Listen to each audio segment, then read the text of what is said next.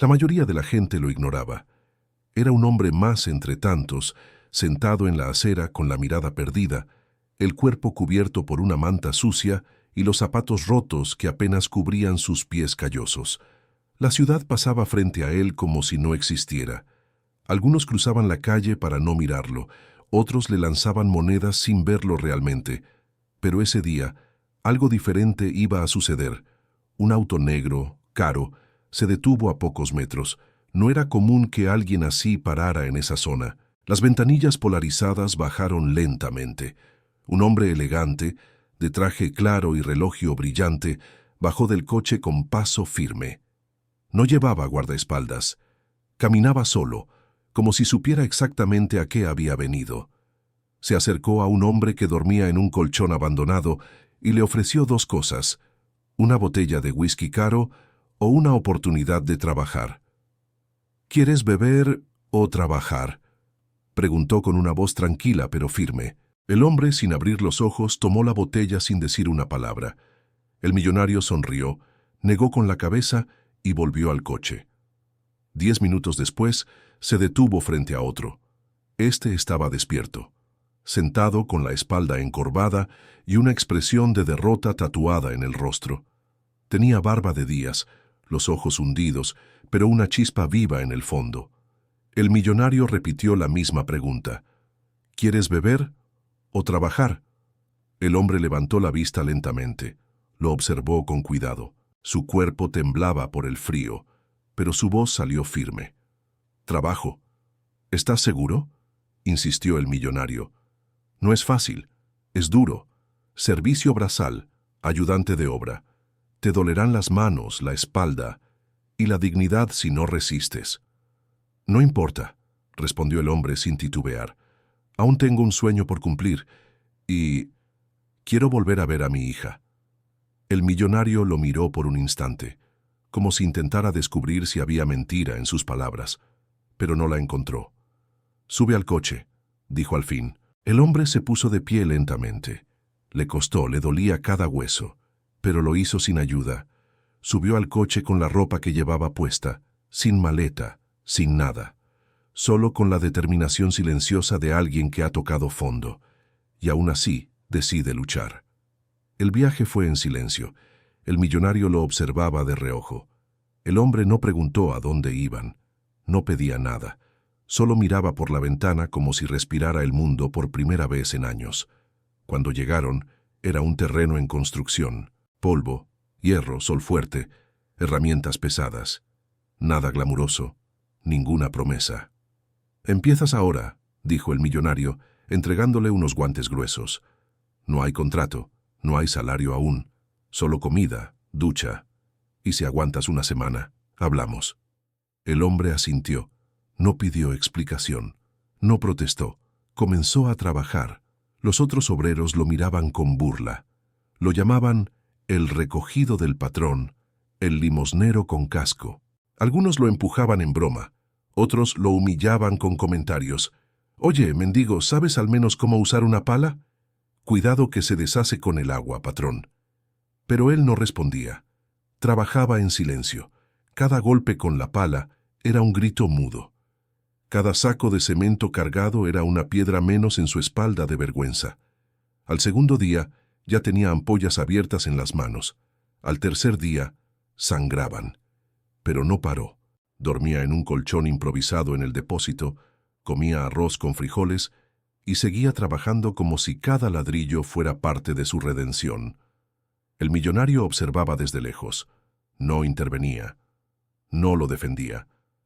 Pero cada noche le dejaba una nota en el depósito, pequeñas frases escritas a mano. Las heridas se curan, pero los sueños abandonados duelen más. Tu hija merece volver a verte limpio, fuerte y digno. Al cuarto día, uno de los obreros quiso burlarse otra vez. Le escondieron el almuerzo. Cuando llegó al comedor no había nada. Todos rieron. El millonario estaba presente, pero no dijo nada. Solo observó. El hombre se quedó de pie, mirándolos. Podría haber gritado, podría haber golpeado a alguien, pero no lo hizo. Caminó fuera del comedor, tomó un poco de agua del grifo, se sentó bajo el sol y esperó en silencio hasta que se reanudó el trabajo. Esa noche, la nota fue distinta. No es quien golpea más fuerte, es quien aguanta más sin perder el alma. Los días pasaban, y el cuerpo del hombre se endurecía. Su mirada se volvía más firme. La burla comenzaba a perder fuerza. El silencio se volvía respeto. El viernes por la tarde, después de una semana entera, el millonario se acercó de nuevo. Ya no llevaba traje. Estaba con ropa simple como los otros. ¿Por qué dijiste que aún tenías un sueño? El hombre dejó la pala, respiró hondo y habló por primera vez con el corazón abierto. Fui padre muy joven y fallé. Bebía, me alejé, perdí todo. Un día mi hija me miró con miedo. Me dijo que no quería ser como yo. Esa noche me fui, y desde entonces cada día ha sido una forma de buscar perdón, aunque nadie lo vea. El millonario asintió. Sin palabras, solo bajó la cabeza un momento. Ella aún vive en la ciudad. Yo lo averigüé, pero no sabrás nada todavía. Tienes que demostrarle quién eres, no con palabras, sino con actos. El hombre no respondió, pero algo en su pecho latía más fuerte. Algo que no era hambre, ni dolor, era esperanza. Y entonces todo cambió. El lunes siguiente, el hombre ya no era invisible en la obra. Nadie lo ayudaba, pero tampoco lo molestaban. Algunos empezaban a mirarlo con curiosidad, otros con una mezcla de vergüenza y respeto. Había aguantado la semana. El más débil, según ellos, había demostrado tener más fuerza que muchos. Esa mañana, el millonario lo llevó aparte. Por primera vez, se sentaron a una mesa. Le ofreció un café caliente, limpio, servido en taza de porcelana. «Te ganaste esto», dijo mientras servía. «No es mucho, pero es un comienzo. A partir de hoy eres parte del equipo, con contrato, salario justo y... algo más». El hombre lo miró con cautela. Aún desconfiaba de los gestos demasiado amables. Había aprendido a vivir esperando el golpe después del abrazo. ¿Algo más? Una segunda oportunidad. Pero tienes que ganártela cada día. Quiero que aprendas a leer planos, que entiendas cómo se levantan estructuras. Quiero que observes. Y cuando estés listo vas a liderar un grupo pequeño. ¿Aceptas? No lo dudó. Asintió con fuerza, con las manos temblando no de miedo, sino de emoción. En su rostro sucio y marcado por el sol se dibujaba una esperanza nueva. Durante las siguientes semanas el cambio fue evidente. Llegaba antes que todos, se quedaba después. Estudiaba por las noches, con una linterna, leyendo apuntes que el millonario le dejaba con paciencia. Una tarde uno de los antiguos obreros, molesto por el ascenso del limosnero, lo encaró frente a todos. ¿Te crees mejor que nosotros ahora? ¿Por qué el patrón te da todo a ti? El hombre lo miró con firmeza. No levantó la voz, no bajó la cabeza. No me dio nada. Todo lo que tengo lo cargué con estas manos, dijo mostrando las cicatrices abiertas. Y si crees que soy mejor, trabaja más duro, nadie te lo impide. El silencio que siguió fue pesado. El obrero se fue sin responder, y desde ese día nadie volvió a desafiarlo, pero el pasado aún pesaba. Cada noche, antes de dormir, sacaba de su bolsillo una foto arrugada. Era su hija, de unos 6 años, abrazada a una muñeca vieja, la única imagen que conservaba de ella. La besaba, cerraba los ojos y susurraba. Lo lograré. Te juro que lo lograré. Un día, el millonario llegó con una carpeta en la mano. La dejó sobre la mesa sin decir nada. El hombre la abrió. Dentro había documentos, fotos recientes y una dirección. Ella vive aquí. Está bien, tiene 17 años ahora. Estudia. Trabaja los fines de semana en una librería. El corazón le dio un salto. Sus manos temblaban. No podía creer lo que estaba viendo. ¿Puedo verla? No, no aún. No así. Ella no te recuerda con cariño. Teme verte. Y con razón. El daño que hiciste no se borra con cemento ni ladrillos, pero hay una forma. Dime cómo. Quiero que construyas algo para ella, con tus manos, desde cero. Será una pequeña casa, un refugio. No sabrá que eres tú. No aún, pero cuando esté terminada sabrá que fue hecha con amor. Si ella entra, si se queda, entonces habrás cruzado el umbral. El hombre aceptó. Lloró en silencio. No pidió más. Los meses siguientes fueron de trabajo duro. El terreno estaba cerca de un lago rodeado de árboles. Cada tabla, cada clavo, era colocado con cuidado. Era una casa modesta pero hermosa. Ventanas amplias, una hamaca colgante, libros en estanterías de madera reciclada, todo con sus manos. Durante la construcción, pasaba horas en silencio imaginando la risa de su hija en ese espacio. Pintó las paredes con colores suaves, colgó pequeñas luces en el porche, hizo un mural con frases escritas a mano. A veces el amor necesita reconstruirse desde los escombros. Finalmente la casa estuvo lista. El millonario organizó todo. Llevó a la chica con una excusa sencilla, un retiro de lectura, un espacio para desconectar.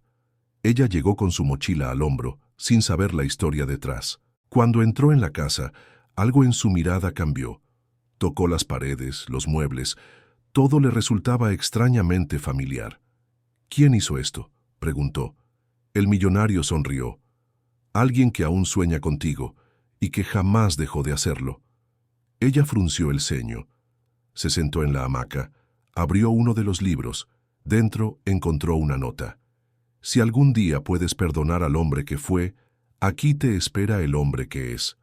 No dijo nada, pero se quedó. Durante días vivió allí. Leía, dormía tranquila. Cada mañana encontraba otra nota escondida. Frases simples pero sinceras. No busco que me llames papá, solo que sepas que aún existo para ti. Perderte fue mi mayor castigo. Verte feliz, mi única redención. Una tarde, el millonario llegó con el hombre. No avisó, solo lo llevó. Él bajó del coche con los ojos bajos, el cuerpo rígido. La chica lo vio desde la puerta. Él no se atrevía a mirarla, pero ella lo reconoció, no con la mente, con el corazón. «¿Eres tú, verdad?», él asintió, con lágrimas que no podía contener. «No vengo a pedirte nada, solo quería darte algo». Ella dio un paso al frente, luego otro, hasta quedar a medio metro de él. «¿Por qué ahora?». «Porque al fin me volví alguien digno de estar frente a ti». El silencio duró eternos segundos. Luego ella extendió la mano, tocó su rostro con suavidad. «No sé si puedo perdonarte, pero quiero intentarlo». Él cerró los ojos. No necesitaba más. Esa noche padre e hija se sentaron en la hamaca. No dijeron mucho, solo compartieron el cielo. Y por primera vez en años, él sintió que había vuelto a casa. Los días que siguieron fueron como un sueño silencioso. No hubo abrazos exagerados, ni frases teatrales, solo pequeñas cosas. Una taza de té caliente que ella preparaba sin decir nada. Él reparando el marco de una ventana que chirriaba. Gestos mínimos, pero profundamente humanos. El hombre ya no era el vagabundo invisible, ni el obrero callado. Ahora era simplemente un padre, intentando aprender de nuevo a ser uno. Un domingo por la mañana, mientras ella barría la entrada de la casita, encontró una caja de madera bajo el porche. La abrió con curiosidad. Dentro estaban los primeros guantes de trabajo de su padre, manchados de cemento seco, con las costuras rotas. También había un cuaderno gastado, cubierto de frases escritas a mano, cada una con una fecha. Lo hojeó lentamente. Eran pensamientos sueltos, promesas a sí mismo, reflexiones bajo la luna, confesiones silenciosas que jamás pensó que alguien leería. En una página en particular, la letra temblaba más. Hoy quise rendirme. Me dolían las manos, la espalda, el alma. Pero pensé en ti, y recordé que tu nombre es más fuerte que mi cansancio. Ella apretó el cuaderno contra el pecho. Sus ojos se nublaron. Durante años había construido una muralla en su corazón. Pero ahora, esas palabras abrían una grieta imposible de ignorar. Esa tarde, sin avisar, le preparó una comida especial. No era nada lujoso. Arroz, carne al horno, pan casero, pero lo sirvió en la mesa, con 2 platos, 2 vasos, como si fuera la cosa más natural del mundo. Él bajó las escaleras y la vio allí, sentada, esperándolo. Su voz se quebró. ¿Puedo sentarme contigo? Ella asintió. No hizo falta más. Comieron en silencio al principio. Luego, entre bocados, empezaron a compartir recuerdos vagos, tímidos, como quien pisa por primera vez un terreno sagrado. Cuando tenía 5 años, dijo ella, me prometiste una bicicleta azul. Él bajó la mirada. ¿Nunca la llevé? No. Pero aprendí a pedalear igual, con la vieja de mamá. Te fallé tantas veces, susurró. Y aún así, estás aquí, respondió ella. No sé qué haremos con eso, pero es algo. Fue la primera vez que se sonrieron, no como extraños, sino como dos almas que, a pesar de todo, seguían unidas por un hilo invisible. Pero la vida, siempre imprevisible, no tarda en poner a prueba las reconstrucciones más frágiles. Una mañana, un periodista local, curioso por la historia del millonario que recogía vagabundos para darles trabajo, llegó a la obra. Hizo preguntas, tomó fotos y publicó un artículo con un título provocador: El mendigo convertido en capataz, redención o publicidad. El artículo se viralizó. Las redes sociales se llenaron de comentarios. Algunos admiraban la historia, otros la ridiculizaban. Seguro es todo un montaje, nadie cambia así, decían. Un exalcohólico liderando una obra, qué peligro, opinaban otros. La hija vio el artículo en su teléfono. Su estómago se encogió. Sabía que su padre había cambiado, pero temía que él no soportara la exposición. Corrió hasta la obra. Lo encontró sentado en una esquina, con la cabeza entre las manos. ¿Estás bien?, preguntó. Él levantó la vista. Tenía los ojos rojos, pero secos. Pensé que ya no me importaría lo que dijeran, pero sí duele. No por mí, por ti. No quería que pasaras vergüenza. Ella se acercó. Le tomó la mano. No me das vergüenza, me das esperanza. Y si alguien se atreve a opinar sin saber, que vengan y te vean. Que escuchen tu historia. Él no respondió. Solo la abrazó. Por primera vez, fuerte, sin miedo. Pero el daño estaba hecho. La dirección de la empresa, presionada por la mala prensa, pidió al millonario que reubicara al obrero. Querían mantener la imagen intacta del proyecto. No es personal, dijo uno de los ejecutivos. Es cuestión de reputación. El millonario no respondió en ese momento, pero esa noche convocó una reunión, frente a todos los trabajadores, frente a los jefes, frente incluso a la prensa. Pidió silencio y habló. Hay quienes construyen con ladrillos, otros con dinero, pero él construyó con cicatrices. Y esa casa que hoy elogian, que quieren usar en sus publicidades, fue hecha por él. Hubo murmullos, caras incómodas, cámaras grabando. Si tener historia es motivo de vergüenza, entonces todos aquí deberíamos irnos.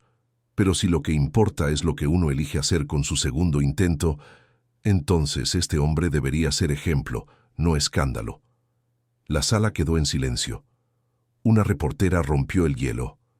¿Cuál es su nombre completo? El obrero respiró hondo. Dio un paso al frente. Me llamo Elías Ríos, y esta vez no me voy a esconder. Las redes volvieron a arder, pero ahora con otra cara. Videos del discurso se compartieron miles de veces. Personas contaban historias similares. Hijos reencontrando padres, padres reconstruyendo puentes. En poco tiempo, Elías fue invitado a dar charlas. Contó su historia en universidades, en centros comunitarios, en obras en barrios humildes. Nunca se vistió diferente. Iba con sus botas gastadas y su cuaderno. No vine a enseñarles a ser perfectos, decía, solo a recordarles que nadie es solo su peor error. Y cada vez que terminaba su charla, alguien en el fondo levantaba la mano y preguntaba, ¿y tu hija? Él sonreía. Ella fue quien me salvó. Sin saberlo, me dio el motivo que me faltaba, y aún lo hace. Ella, mientras tanto, estudiaba psicología. Quería ayudar a otros como su padre. Iba a las charlas, a veces en silencio, a veces sentada en primera fila. Una tarde, subió al escenario con él. Tomó el micrófono, miró al público y dijo: «No vengo a hablarles de redención, vengo a hablarles de elección. Mi padre eligió cambiar, y yo elegí mirarlo de nuevo con el corazón». El tiempo pasó sin avisar, y con él, la historia de Elías Ríos dejó de ser un escándalo viral para transformarse en una leyenda viva entre obreros, trabajadores humildes y padres que, como él, alguna vez fallaron, pero decidieron no rendirse. Un día cualquiera, mientras caminaba por el barrio donde antes dormía en la calle, un joven se le acercó. Vestía ropa suelta, la mirada dura de quien se acostumbra a ser ignorado. «¿Usted es el tipo del video, el que el millonario recogió de la calle?» Elías asintió sin soberbia. «Soy yo». El joven lo miró con desconfianza. «¿Y todo eso fue cierto? ¿Lo de la casa, la hija, el trabajo?» «Más cierto que mis cicatrices», dijo Elías mostrándole las manos. «¿Por qué lo preguntas?» «Porque yo ya no tengo nada», respondió el joven. «Ni un sueño, solo rabia y hambre». Elías lo miró en silencio unos segundos. «¿Quieres beber o trabajar?» El joven lo observó confundido. No entendía la pregunta, pero algo en su tono lo desarmó. «Trabajar», dijo finalmente con la voz quebrada. «Entonces ven mañana a las 6. No llegues tarde. Y no me preguntes qué vas a hacer. Solo ven. Si es verdad que no tienes nada, empieza desde ahí». El joven apareció puntual. Y así comenzó una cadena que nadie vio venir. Elías, con la ayuda del millonario, creó un pequeño programa de reinserción laboral. Recibía a personas sin hogar, sin oportunidades, sin esperanza. No todos aguantaban. Algunos se iban el primer día, otros duraban una semana. Pero algunos se quedaban y florecían. Se convirtió en mentor, en guía silencioso, en un espejo limpio para aquellos que solo se habían visto rotos. A pesar del reconocimiento, Elías nunca quiso fama. Rechazó premios, entrevistas, aplausos. Decía que su verdadera recompensa era cada mensaje que recibía de quienes reconstruían sus vidas. Pero un día, su cuerpo empezó a fallar. El dolor en la espalda que siempre ignoró comenzó a intensificarse. La fatiga se volvió constante. En un chequeo de rutina, el diagnóstico cayó como ladrillo en su pecho: daño renal severo. Necesitaba tratamiento, y rápido. La noticia no tardó en llegar a oídos de su hija. Cuando leyó el informe médico, sintió que el suelo se movía bajo sus pies.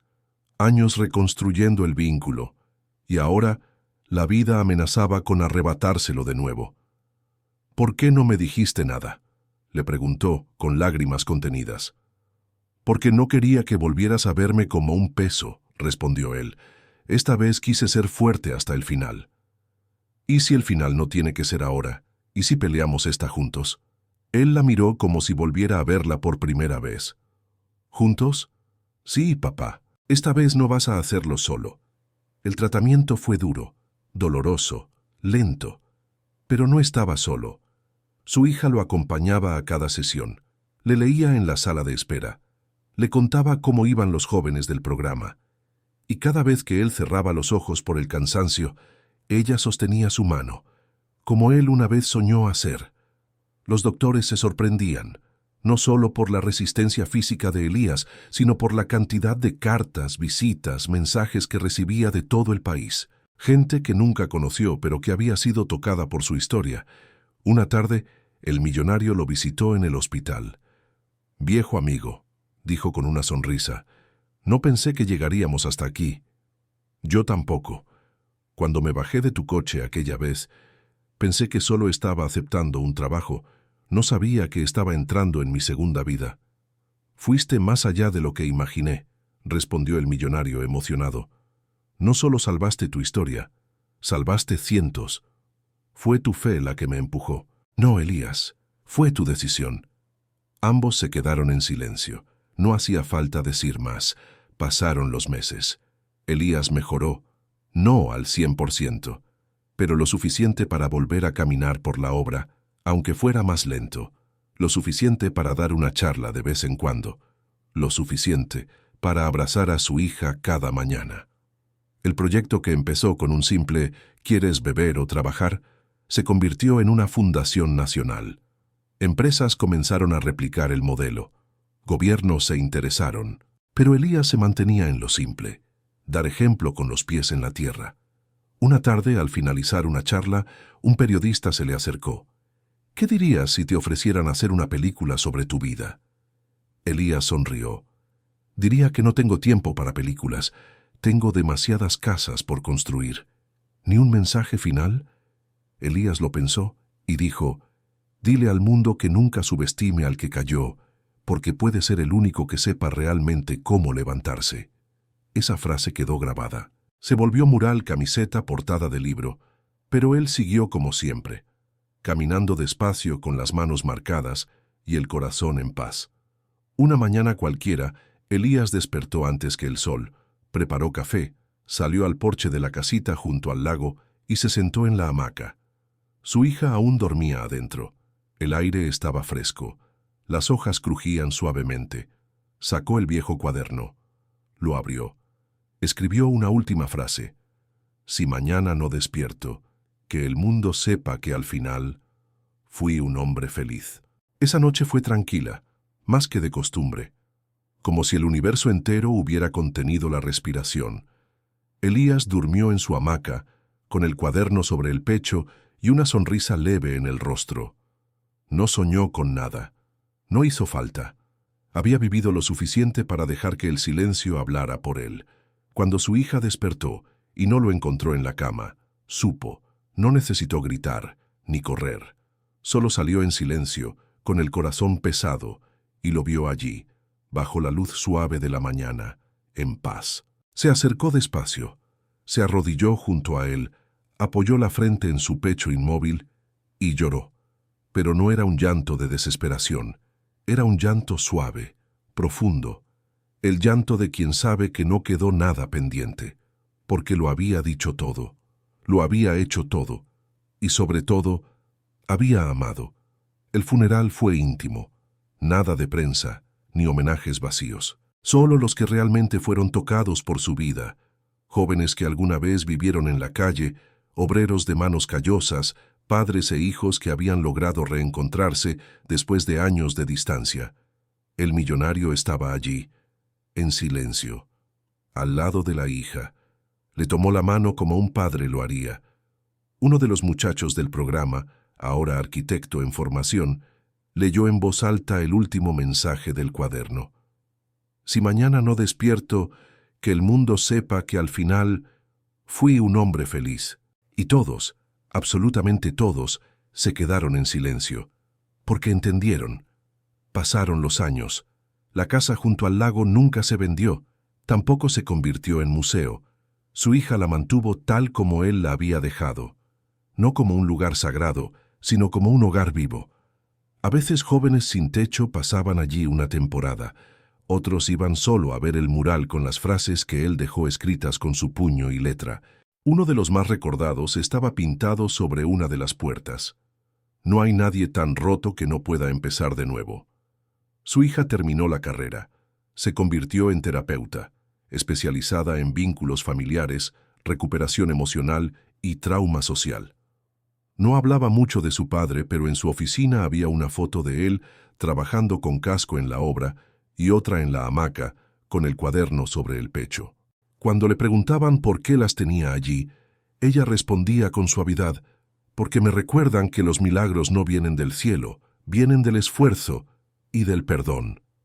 Años después, fue invitada a hablar en una conferencia sobre paternidad, abandono y segundas oportunidades. Era la oradora principal. Al finalizar su discurso, el auditorio entero se puso de pie, pero antes de bajar del escenario dijo: esta historia no termina conmigo, ni con él. Cada persona que decide mirar a alguien caído y ofrecerle algo más que lástima, continúa esta historia. Cada uno que elige el trabajo sobre el vicio, el amor sobre el orgullo, el perdón sobre la rabia, escribe el siguiente capítulo. Y por eso, aunque él ya no esté, mi padre sigue construyendo. Una periodista que asistía al evento escribió un artículo titulado El legado invisible del obrero que venció la calle. Y así, generación tras generación, El nombre de Elías Ríos dejó de ser un símbolo de derrota, para transformarse en estandarte de justicia, de humildad, de dignidad recuperada. El millonario, ya anciano, visitaba de vez en cuando la casa del lago. Se sentaba en la hamaca, miraba el agua y hablaba solo. Nunca pensé que ese día en la calle, con una botella en una mano y una oportunidad en la otra, estuviera eligiendo a alguien que cambiaría mi vida más que yo la suya. Y luego reía. Una risa suave, nostálgica, porque sabía que esa historia, la verdadera, la que no salía en las noticias, seguía viva. Un día llegó a la casa un joven. No traía equipaje, solo heridas en la mirada. La hija de Elías lo recibió, le ofreció un té caliente y le preguntó, ¿quieres beber o trabajar? El joven dudó, tragó saliva y dijo como su padre una vez, trabajar. Ella asintió, sonrió y le mostró una pala apoyada en la pared. Entonces empieza, porque aquí todo lo que vale se construye. Y así, sin aplausos, sin cámaras, sin promesas vacías, la historia volvió a comenzar. Porque hay preguntas que cambian destinos, y hay hombres que, al elegir la dignidad, enseñan al mundo que el verdadero poder no está en el dinero, sino en levantarse del polvo con el alma intacta.